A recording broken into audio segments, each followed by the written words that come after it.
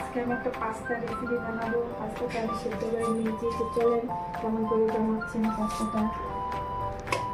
পাস্তার জন্য আমি ভেজিটেবল নিয়েছি, পেঁয়াজ, আলু, গাজর আর অল্প রসুন। এখন কড়াই বসিয়ে দিয়েছি, দিয়ে দেবো তেল।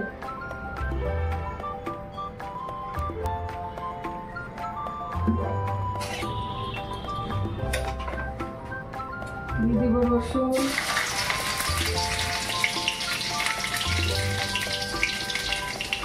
পেঁয়াজ, গাজর, আলু।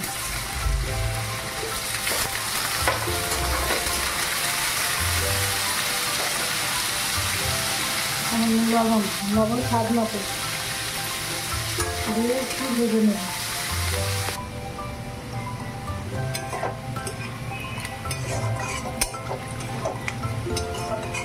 আমার ভাজা হয়েছে, একটা ডিম ভেজে নেব এখন।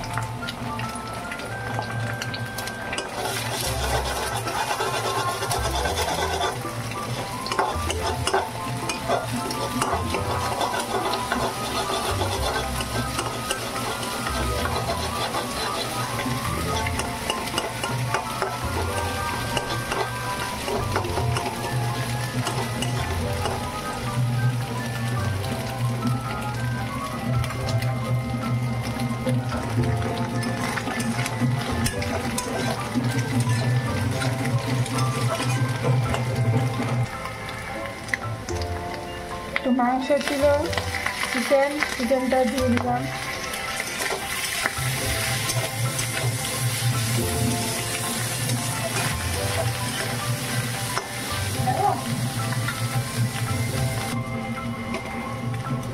দিয়ে দেবো পাস্তা।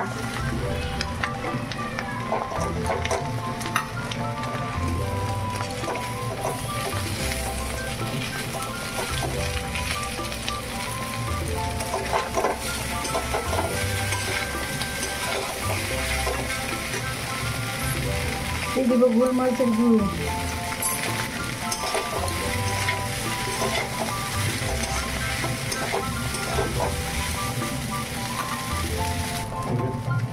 দিয়ে দেবো একটা ম্যাগি মশলা।